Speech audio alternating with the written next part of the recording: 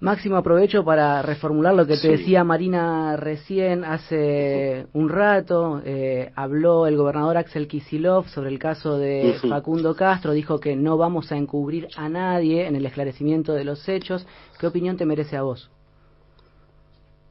Lo mismo, yo confío plenamente en Axel, lo conozco, sé cómo piensa, sé cómo actúa, sé de su decisión y creo que las palabras de él bastan para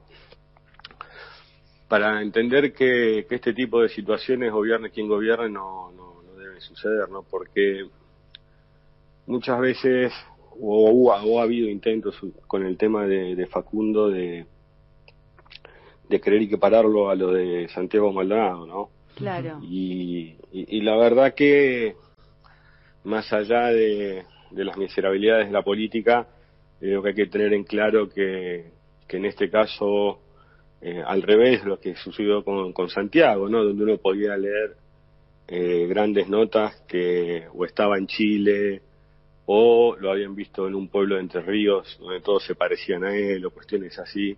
En este caso, desde el gobierno no ha habido nada en ese sentido. Por el contrario, se ha articulado todo para una búsqueda que se pueda realizar de la manera más inteligente posible para poder tener justicia, ¿no? Principalmente también para sus familiares, para su madre, dolores que uno no puede ni siquiera imaginar, ¿no?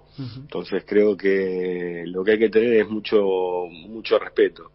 Sí deja ese sabor amargo que algunos sectores quieran equiparar una cosa a otra que no tienen nada que ver, ¿no? Más cuando lo de Santiago sucedió en medio de una represión, claro, en el medio de la misma nada en la Patagonia, y todos sabemos cuál fue su final y cuál fue la posición del gobierno y los grandes medios, ¿no?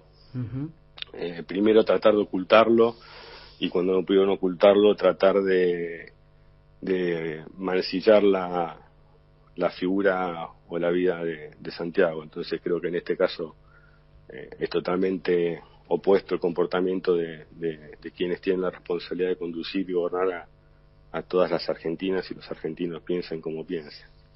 Te llevo al terreno de la pandemia, Máximo, porque esta semana asistimos a noticias respecto de los avances de la ciencia en la búsqueda de una vacuna que en adelante pueda curar el coronavirus. Y el propio presidente Alberto Fernández, durante la conferencia del viernes pasado, dijo que hasta tanto se consiga efectivamente esa vacuna, la vacuna somos nosotros. Y acá en Pasajera en Trance solemos reflexionar sobre el hecho de que habitamos asintomáticamente el neoliberalismo, o sea que de alguna forma lo que nos enferma también es el neoliberalismo. Quería preguntarte, en tanto dirigente político, si crees, si buscás, si trabajás en una vacuna o una receta contra la forma neoliberal. No.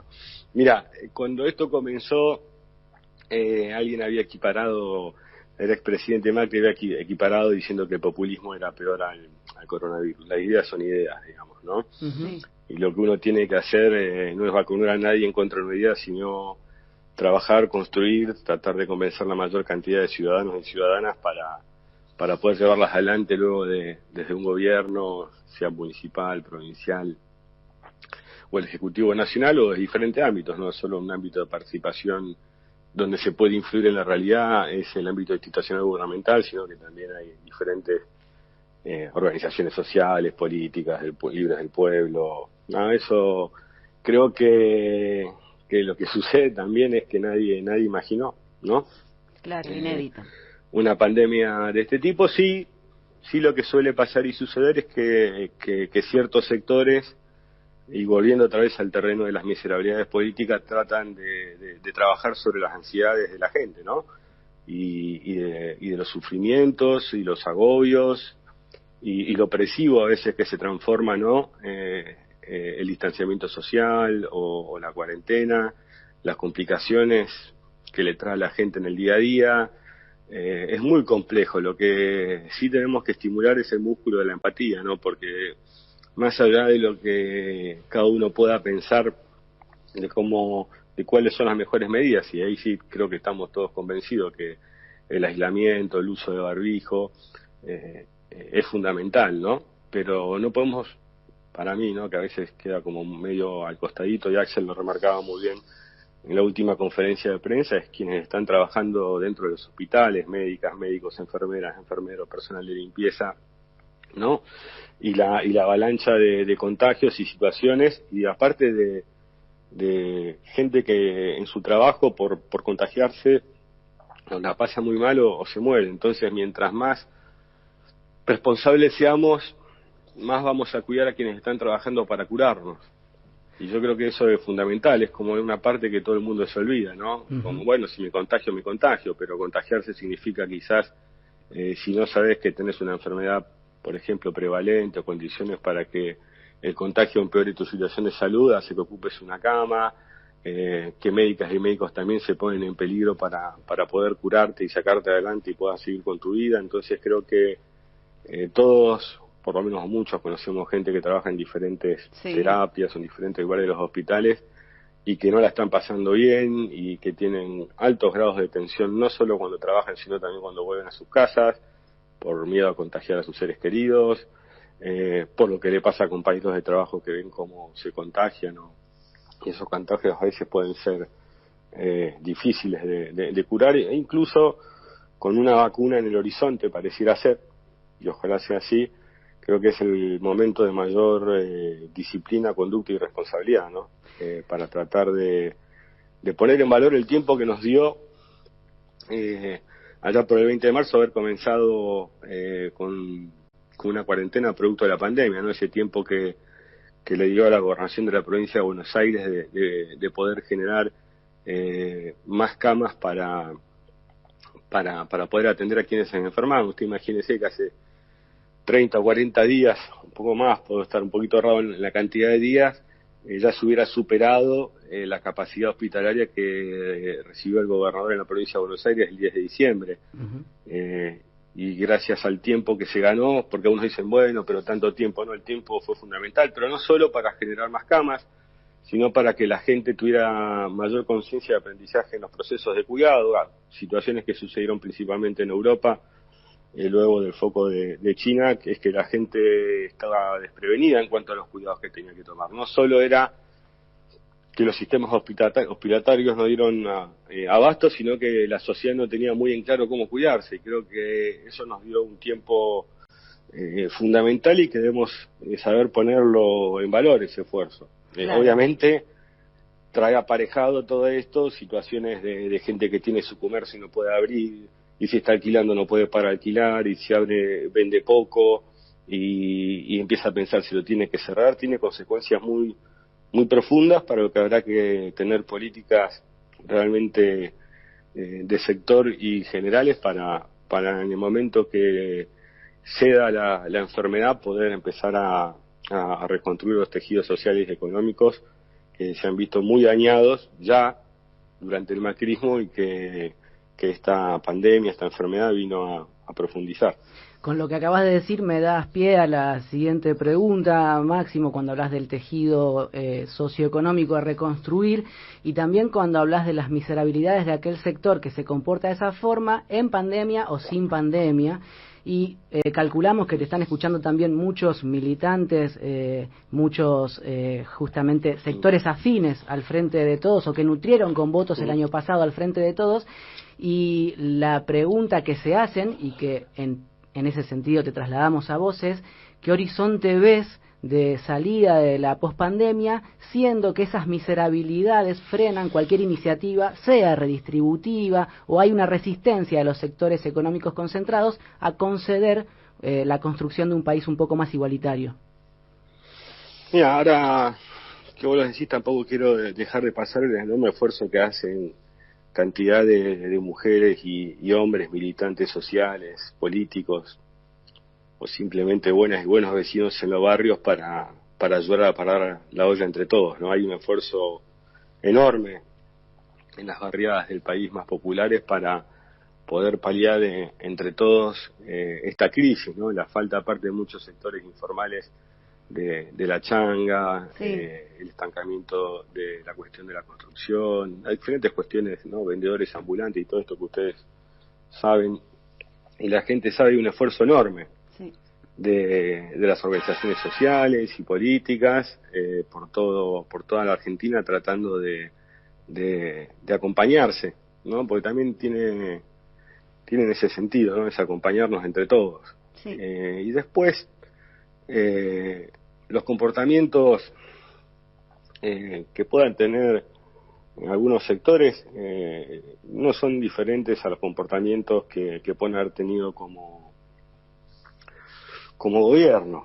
Igual creo que yo siempre soy un optimista, ¿no? Trabajo para tratar de que podamos recuperar los grados de empatía suficientes, pero no entre dirigentes o entre la clase política, sino con la gente,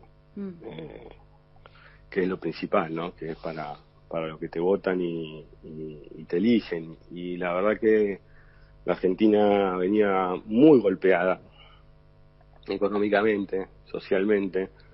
Para darte un par de datos, si querés nomás, se había duplicado casi la desocupación en 4 años, la pérdida del poder adquisitivo de los sectores del trabajo, ya sea en la formalidad o en la informalidad, cuestiones que venían los brutales e injustificados tarifazos que golpearon a nuestras clases populares y clases medias, o en quien tenía un comercio, que de repente, yo siempre digo que pasaba algo, ¿no? Que en esto que es el individualismo, que vos decís, quizás mucha gente en el 2016, y me acuerdo que los grandes medios replicaban en algunas entrevistas, obviamente serían elegidas o editadas, no sé, que había un sector de la población que sostenía que pagaba poco, ¿no? Uh-huh. De luz, por ejemplo.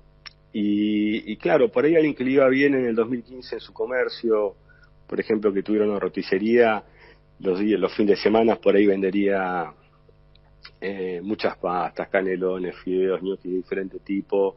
Tendría entre sus recetas una receta familiar que hacía que una salsa fuera más rica y mucha gente le iba a comprar, ¿no? Entonces, claro, con el nivel de movimiento que tenía en su negocio personal, la factura de luz le parecía menor en la incidencia de los gastos de funcionamiento que tenía. El problema es que no le aumentaban solo la luz a él, que le estaba yendo bien, sino que también le aumentaban la luz a los que le iban a comprar. Y a medida que siguió aumentando las tarifas y las diferentes cosas, esa gente que esos fines de semana iba a comprar, por ejemplo, a esa roticería, ya no pudo ir.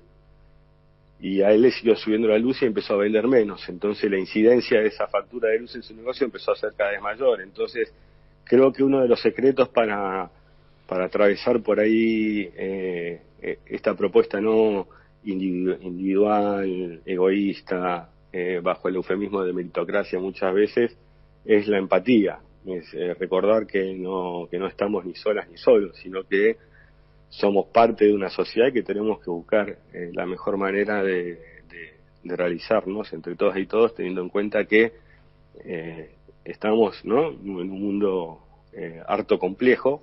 Y creo que esta pandemia lo que hace es iluminar las complejidades Sí. de ese mundo. Estoy de acuerdo. Uno imagina que un dirigente político está 24/7 pensando en política y te escuchamos hablar y podríamos ratificarlo, ¿no?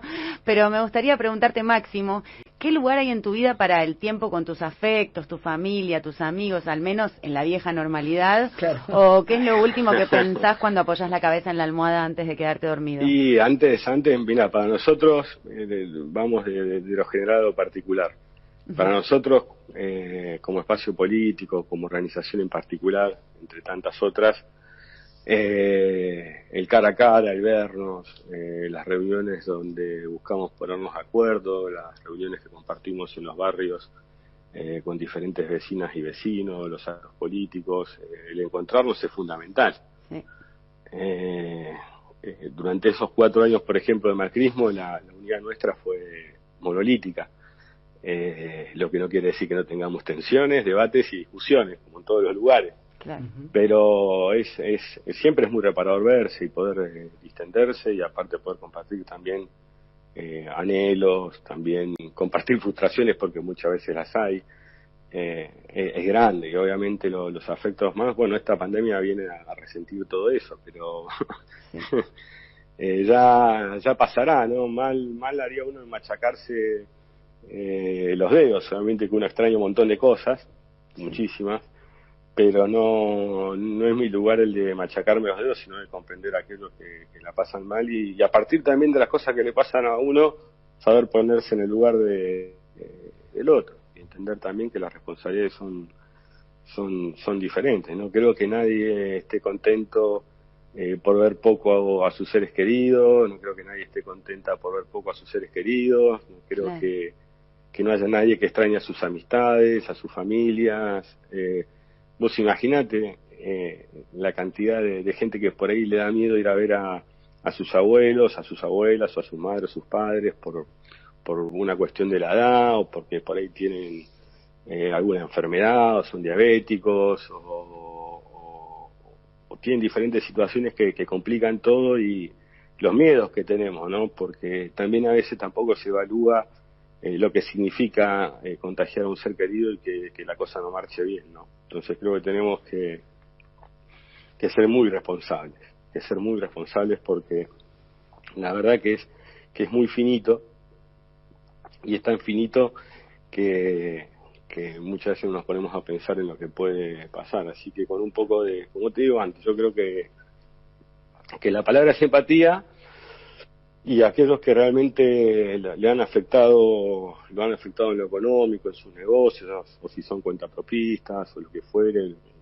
desarrollaron y hicieron, bueno, habrá que ir buscando las maneras para poder ir reconstruyendo, como te dije antes, esos tejidos socioeconómicos que hacen que una sociedad se pueda desarrollar, realizar, y ir cumpliendo pasito a pasito los anhelos y los sueños que tiene, ¿no? Como cada argentino y cada argentina. Claro. Por si algún oyente se prendió recién a la transmisión de AM750, aclaramos que estamos hablando con el diputado por el Frente de Todos y jefe del bloque de esa bancada oficialista en la Cámara Baja, Máximo Kirchner. Máximo, se dice a menudo que el Frente de Todos es una coalición donde confluyen experiencias políticas heterogéneas, y hasta lo mismo uno podría concederle a Juntos por el Cambio, ¿no? ¿Crees que de alguna manera Argentina asiste a la consolidación de un proyecto de centroizquierda vertebrado alrededor del peronismo y otro de centroderecha articulado alrededor del radicalismo, como alguna vez imaginó tu padre, Néstor Kirchner? Eso está en el libro Después del derrumbe, creo, ¿no? Que lo hacen con Torcuato. Es un libro que lo recomiendo, que se encuentra por ahí, es difícil de encontrar, pero es un lindo libro, Después del derrumbe. Ajá. Creo que se llamaba así, si no me olvido. Qué memoria, Máximo. Sí, creo que era así. Puede ser que vayamos hacia eso. Obviamente, si hay más opciones que excedan el bipartidismo, tampoco está mal, ¿no? Pero también hace que sí, que hoy se van conformando dos bloques, que no sé si serán esas las categorías, ¿no? No sé si las categorías son centro izquierda y centro derecha.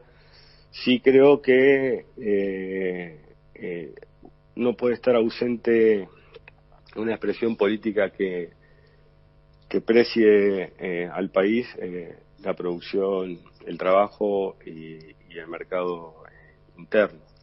Porque creo que una de las grandes discusiones y debates que hay sobre esto, y uno puede ver incluso en el funcionamiento del mundo financiero, en las bolsas, que lejos de sufrir, salvo en un principio, el impacto de la pandemia, parecen totalmente desenganchadas, porque uno lo que ve en todo el mundo es que ha caído enormemente la producción y a su vez también el consumo, ¿no? Cuando me refiero al consumo me refiero a la gente saliendo a comer, comprando ropa, viviendo simplemente, y la economía de los papeles, de lo financiero, parece totalmente desenganchada de la realidad de la mayoría de la gente. Y creo que hay ese exceso de la financiación del funcionamiento de la economía, ¿no? Un sistema de valoración financiera y no productiva ha hecho que los países entren en crisis, y habrá que hacer una discusión, porque aparte generalmente uno dice, no, quiero, la Argentina va a ser tal país, no, yo quiero que sea otro país, ¿no? Y empezamos a revolear los modelos de país por la cabeza, y la verdad que Y la verdad que es bastante corto eso, porque la Argentina tiene que ser la Argentina, es un país enorme, con asimetrías sociales, culturales y económicas que debe saber ensamblar, que debe tener en cuenta qué características tiene, dónde puede hacerse fuerte en lo inmediato, dónde puede hacerse fuerte en lo inmediato, los diferentes tiempos, tiene que saber y aprender, no es la búsqueda de ser tal o X país, sino que la Argentina tiene que ser la Argentina y darse a sí misma la oportunidad de poder realizarlo, porque aparte cada país cuenta con un recurso humano particular, cuenta con recursos naturales particulares, y en base a eso y sus realidades tiene que saber desarrollarse. Y creo que de ahí siempre la discusión, ¿no? Yo prefiero, en vez de pensar modelos externos, empezar un modelo argentino productivo que obviamente pueda tomar experiencias positivas de otros lugares del mundo, pero teniendo en cuenta su realidad, sus asimetrías, porque es un país que hay que conocerlo. Uh-huh. Sí. Principalmente, más si se lo quiere gobernar, ¿no? Yo creo que uno de los principales problemas que tuvo el presidente Macri fue que no conocía a quienes gobernaban, no conocía el país, ¿no? Había una visión muy centralista de 30 o 40 manzanas de la ciudad de Buenos Aires y bueno, y que el resto hiciera lo que pudiera. Y así fue el tamaño fracaso, ¿no? Claro. No solo te lo decía en términos de cómo se elevó el nivel de desocupación, que las inversiones nunca llegaron, porque no se trata de que uno alabe no a los gritos que quiere un país de tal manera, sino tiene que construir ese país para que las inversiones vengan y principalmente para que los argentinos inviertan en su país. Hacerlo, que es uno de los grandes desafíos que tenemos. Claro, este tono que usás al enunciar ese desafío guarda relación, imagino, con algo de lo que se ha escrito mucho en el último tiempo y sobre lo cual se ha especulado todavía más, que es tu permanente diálogo y hasta la cena de empresarios que mantuviste con Sergio Massa, una cena no de empresarios, sino de una cena donde participaste vos y otros cuadros políticos del gobierno con empresarios. Ahí imaginás que hay una posibilidad de construir una salida del país sólida. Mira, yo creo que el diálogo es una herramienta importante. Es importantísima poder hablar y desandar el camino de los prejuicios e entender que son ideas que pueden tener unos y otros, o unas y otras, pero que ellas pueden estar bien fundadas. No que son ideas agarradas o traídas de cualquier lugar, sino que tienen fundamentos ciertos. Entonces yo creo que es una herramienta importante el diálogo, pero no es un fin en sí mismo.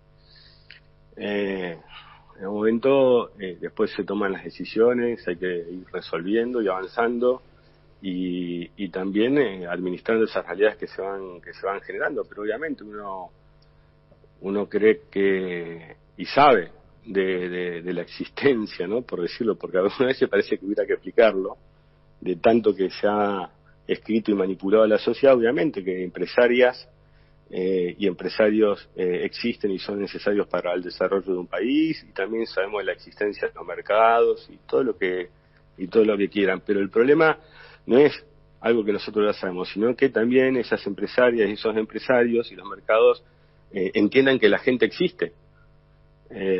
Muchas veces se nos reclama a nosotros que, ¿no? Como existen los mercados, existen los empresarios. Sí, ya sé que existen. Ahora tienen que reconocer también ellos que la gente existe y que tiene enormes dificultades de desarrollarse en un mundo donde la concentración del ingreso los empuja a millones y millones de personas fuera del mapa, ¿no? Quedan la ñata contra el vidrio, o apenas pueden acceder a un celular para ver lo que les ofrecen para consumir, pero no pueden. Entonces creo que se generan desigualdades que cada vez se vuelven más ingobernables. En el caso de Chile del año pasado, si se quiere, lo que nos hablaban de un modelo en lo macro perfecto estalló porque las pequeñas realidades de la gente eran muy malas. Incluso hoy atraviesa un proceso Chile donde se aprobó el retiro de parte de las jubilaciones del 10% de las AFP, sí. Que para que quienes estén escuchando entiendan, son las AFJP que había en Argentina, ¿no?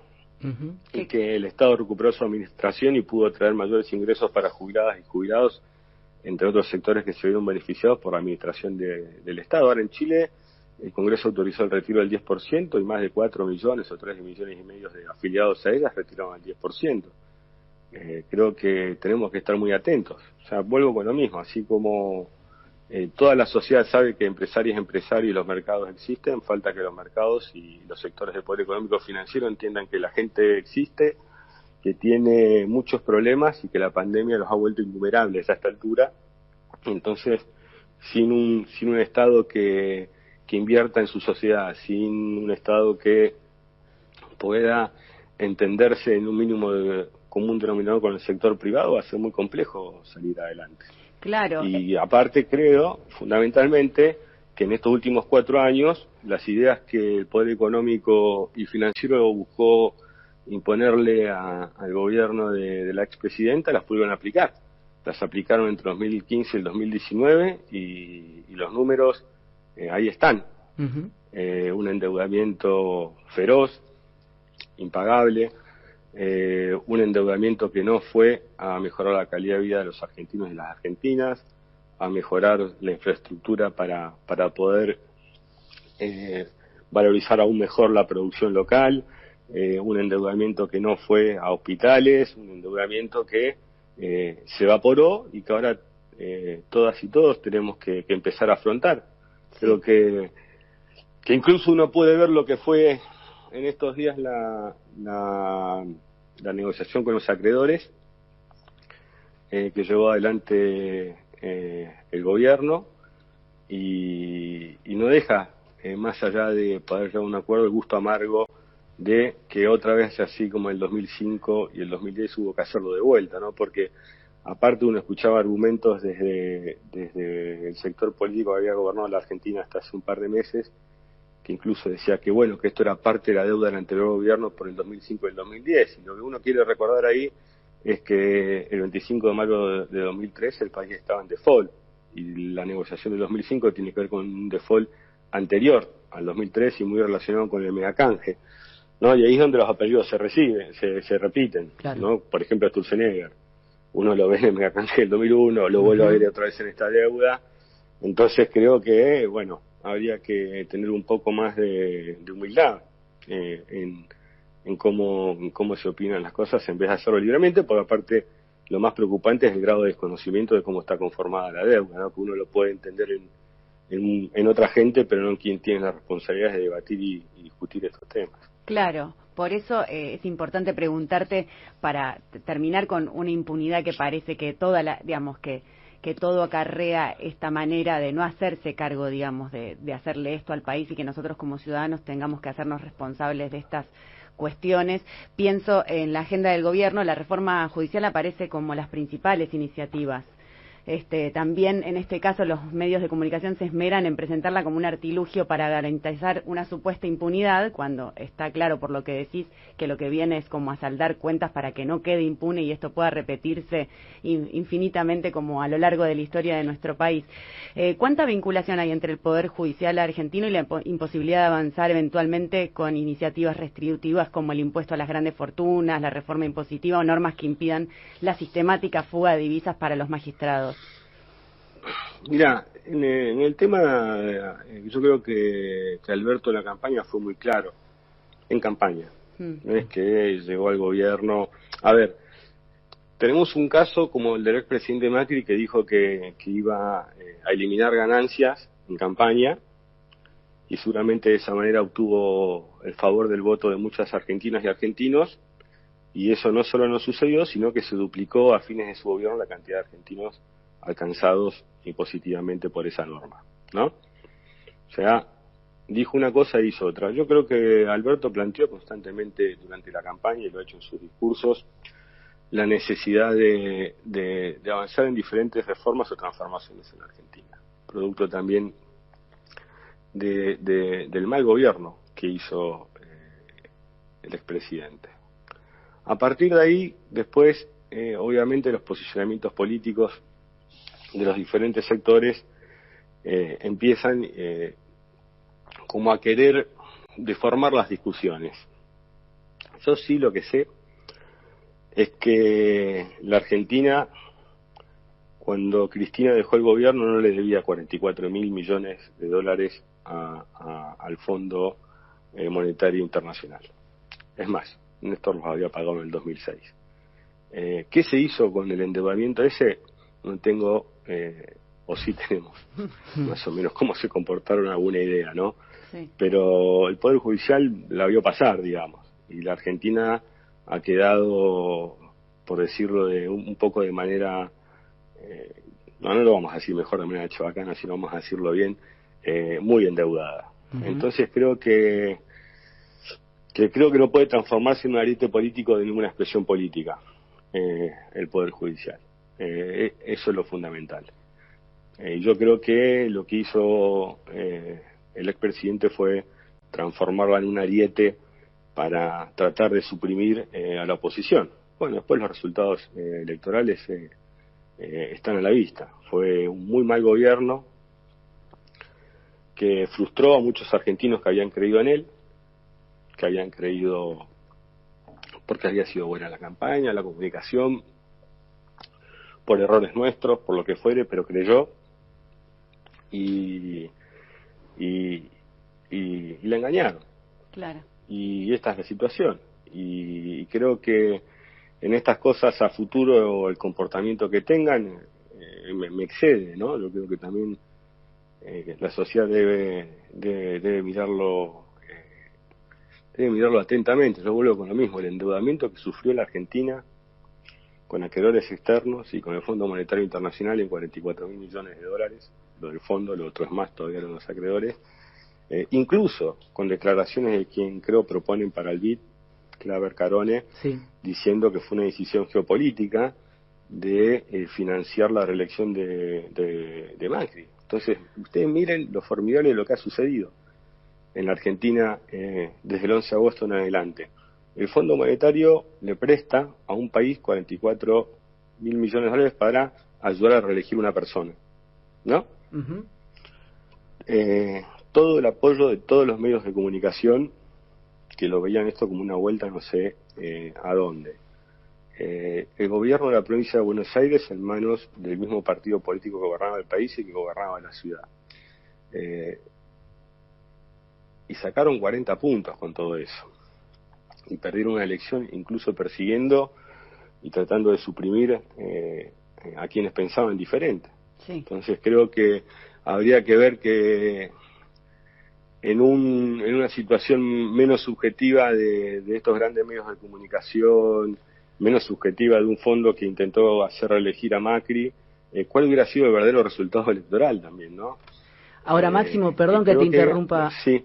En este punto, no. pero esos 40 puntos de la actual oposición pueden ser vistos como mucho o poco según desde dónde se pare cada cual, y en ese sentido, y a propósito del endeudamiento monstruoso que heredó este gobierno, lo que se está diciendo ahora es que además de tener que ir a negociar con el Fondo Monetario Internacional, el Fondo Monetario pretende imponer condiciones como, por ejemplo, una reforma o ajuste previsional. ¿Con qué fuerzas cuenta este gobierno? No está en condiciones de imponerle nada a nadie. Okay. El Fondo Monetario lo que tiene que hacer es hablar con el presidente y con las autoridades argentinas y hacer que la Argentina pueda salir adelante. Ya la Argentina le demostró al Fondo Monetario Internacional en 2006 que si la dejan decidir a ella misma, si la dejan diseñar sus propias políticas, puede hacer frente a sus deudas, que es lo que hicimos a fines del 2005 cuando se canceló una deuda que parecía impagable con el Fondo Monetario Internacional. Entonces, si el Fondo Monetario Internacional, en palabras de un hombre tan importante como Claver Carone, dice que le prestaron la plata por una situación geopolítica a la Argentina para que fuera reelegido el presidente, bueno, perdieron. Claro. Perdió su candidato. Entonces, esto no quiere decir que uno diga, bueno, vamos a sentarnos y a ver cómo se desarrolla esto, pero incluso violando la propia carta del fondo sí. en muchos en las calidades y en las restricciones del préstamo. Entonces creo que lo que hay que hacer sin gritar es discutir, debatir y que aparte si ellos mismos plantearon el tema de la sustentabilidad de la deuda argentina respecto a los acreedores, no creo que se olviden de esa sustentabilidad que plantearon antes ahora.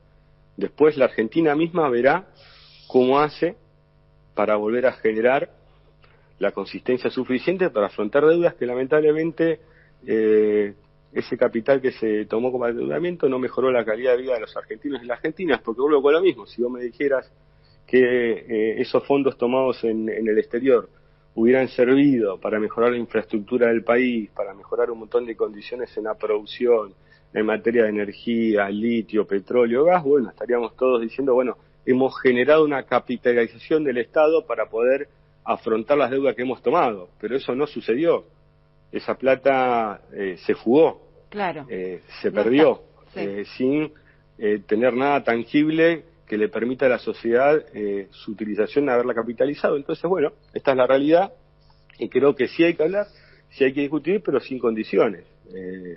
Yo creo que después de ese inmenso préstamo, que en realidad era de 57.000 millones y se prestó hasta 44.000 millones, lo que tiene que tener el Fondo Monetario Internacional es mucha, no voy a decir la palabra humildad, pero sí autocrítica, y tienen que hacer así. Tanto nos reclamamos una autocrítica a nosotros, esperamos que lo hagan, y lo que tiene que tener el gobierno argentino es mucha dignidad y mucha inteligencia en representación de los intereses, porque no se representa a una fuerza política en particular. Se representa el interés de todos y todas. Y el interés de todos y todas está íntimamente enlazado con lo que las negociaciones y los tiempos de pago se den. Claro. Esto es así, nos guste más o nos guste menos. Y la verdad que lo que necesitamos es incorporar a millones de argentinas y argentinos al trabajo, a que puedan volver a consumir. Usted imagínense, aparte, después de esta pandemia, lo que va a costar hacerlo, ¿no? Lo que se ha visto resentido, el turismo, la gastronomía, los comercios de proximidad, la cultura, los corralones, la construcción, la cultura, todo. En definitiva, todo. Máximo, qué bueno todo lo que nos estás diciendo, es muy clarificante. Quería preguntarte, hablando un poco de deudas y autocríticas, hay una deuda de la democracia con respecto también a nosotras, las mujeres, y creo a la sociedad toda, porque no es responsabilidad solo de las mujeres el derecho a la interrupción voluntaria del embarazo, y sé que la reforma judicial ayudaría mucho a que la ley de interrupción voluntaria del embarazo fuese mejor implementada, un poco porque ampliar la justicia, que es un poco de lo que habla la reforma, es condicionante también para la ley de IVE. ¿Qué pensás, o cuál es tu posicionamiento ahora que estás en diputados también, la ley de IVE, la ley de interrupción voluntaria del embarazo, y que tantos tiempos lleva de reclamo y lucha? Varias cosas al respecto. Primero, Alberto ha sido claro respecto de la interrupción voluntaria del embarazo. Justo en esos momentos de comienzos de la pandemia era donde estaba pensado discutirlo. Bueno, la dinámica obviamente de esta pandemia hizo que algunas cuestiones ganaran en urgencia y tuviéramos que trabajar sobre ellas, y a veces pareciera que como que hubiera quedado relegado este tema, y no es así. Yo creo que finalmente se va a tratar. En mi caso ya voté a favor en la anterior discusión en diputados, que pudimos ganar la votación, muy finita, pero se ganó. Sí. Y aparte tiene algo que es muy importante, siempre lo discutimos, lo compartimos entre todas nosotras y nosotros, que ese colectivo que uno vio en las calles fue uno de los pocos momentos de movilizaciones felices que hubo entre el 2015 y el 2019, ¿no? Uno veía a miles de mujeres cantar, y también había muchos hombres de cantar y saltar y abrazarse y bailar en ronda, buscando una reivindicación histórica que más temprano que tarde va a llegar. Lo que no tenemos que caer es en enfrentamientos que no conduzcan a ningún lado, y creo que esa ampliación de derechos es muy sana. Mira, a mí me tocó, y recuerdo mucho el tema de cuando se discutió matrimonio igualitario, sí. Que fue la única ley que votó Néstor como diputado nacional. Las cosas que se escribían y decían, ¿no? Las argumentaciones que había. Incluso se sostenía que la sociedad prácticamente iba a desaparecer si se votaba aquella ley. Y lo que vino a hacer fue a brindar más derechos a quienes lo demandaban, ¿no?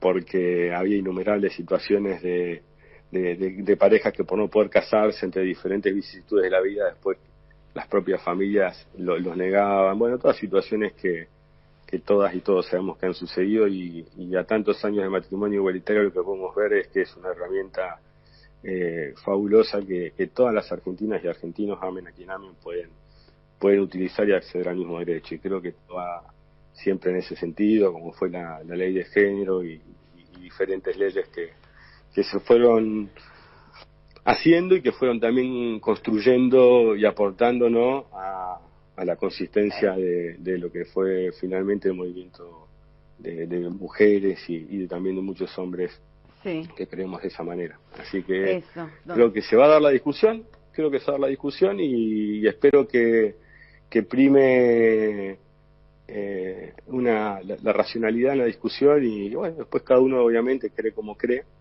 y eso para mí es respetable, y lo que hay que hacer siempre es tratar de convencer la mayor cantidad de gente posible.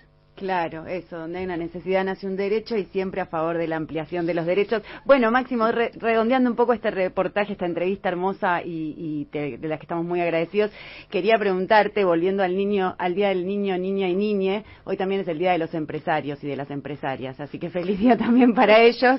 Bueno, también, vaya para todos aquellos que la emprenden, sí, y que, claro, pues acá lo que hay que hacer, claro, es que muchas veces cuando dice empresarios y empresarias se empiezan determinadas personas, caras, apellidos y asociaciones. Sí. Pero hay un montón de mujeres y hombres que trabajan en pymes, en mini pymes, en pequeñas empresitas gastronómicas y todo, que la ayudan todos los días y mucho más aún, y que es también a los que hay que tener en cuenta para poder fortalecer la economía argentina, ¿no? Y para fortalecerla necesitamos fortalecer también la demanda, ¿no? Para que aquellos empresarios y empresarias puedan de a poquito empezar a reconstruir sus sueños, sus negocios y sus vidas, y que ya se habían empezado a ver muy afectadas durante el macrismo. Claro, que crezcamos todos, que los que mucho tienen ayuden a los que menos tienen, y que cultivemos la solidaridad. Bueno, como cada cual le guste llamar el día de hoy, pero es el Día de la Niñez, recordamos un poeta alemán, Hölderlin, del siglo XIX, decía que el hombre no olvide lo que de niño prometió. Si quisiéramos saber nosotros qué cosas te prometías de chico y todavía tratas de honrar. Y mirá, sigo siendo hincha de Racing. Aguante. Honrado. En casa también vivo con un racingista. Lo pude ver campeón. Mi hijo tiene más suerte, ¿no? Mi hijo lo vio campeón apenas había nacido en 2014. Tuve que esperar unos cuantos años, sí, y después de 2019. Él ya vio campeonatos, es otro hincha de Racing. Es como un libro de Alejandro Wall que dice Ahora que somos felices. Es verdad. Que aprovecho aparte a recomendarlo porque me veo muy, muy identificado en muchas de las cosas que dice, ya que sé que hemos compartido tiempo de cancha y tenemos una edad similar, por lo que pudiera ver en el libro ese. Pero es un gran libro, y nada, ser siempre un buen compañero, un buen amigo, ¿no? Perfecto nunca, ¿no? Pero ser lo mejor posible, aunque uno siempre sabe que a veces ha fallado y no, pero bueno, trata de corregir cuando falla. De eso se trata también, ¿no? Por lo menos de ser originales en los errores. Exacto, ¿no? Y no, por ahí no tan originales, sino más bien auténticos, como se te nota, sí, o por lo menos como te escucho. Bueno, te agradecemos mucho, y así como le pediste a nuestra producción la canción para arrancar, nos pediste una para cerrar, que nos la decís. Es Ojos Ventanal, que me la recomendó un amigo, y siempre uno me hace acordar a mi hija y otro me hace acordar a mi hijo, las dos canciones, así que es muy linda. Es una banda de provincia de Buenos Aires, creo. Sí, que no me recuerdo el nombre ahora. Sí, Ojos Ventanal. Bueno, Máximo Kirchner, un placer y un gustazo poder hablarte de todo así en este domingo del Día de la Niñez. Gracias a ustedes por la entrevista, por el espacio. Sigan trabajando como vienen, y en particular los que estén escuchando, y en virtud de que pareciera ser que está cerca la vacuna, y así aún no estuviera, pero estando cerca más todavía, mucha disciplina, mucha responsabilidad, conducta y pensemos no solo en si nos contagiamos nosotros o no, sino también en todo el personal médico que está trabajando y dando una pelea muy grande para tratar de que muchos argentinos y argentinas no pierdan a sus seres queridos, ¿no? Tengamos la empatía suficiente para entender que mientras más gente y mientras más se llenan los hospitales, dificulta mucho y más en riesgo está la tarea del personal de salud que todo el día está peleándola en los hospitales y en las clínicas de todo el país, ¿no? Desde Tierra del Fuego hasta nuestro norte grande. Lo están dejando todo. Muchas gracias, Máximo. No, por favor. Un beso grande. Favor, hasta luego y buen domingo. Gracias. Igualmente, gracias. Chao, igualmente, gracias. Máximo Kirchner con Ojos Ventanal, que nos dijo que la escuchemos. Es de Sueño de Pescado. Sueño de Pescado, es la banda de Ojos Ventanal. Qué linda nota hiciste, Di Pierri. ¿La hiciste vos? La hicimos juntos, porque ¿qué queremos ser de niños y de grandes?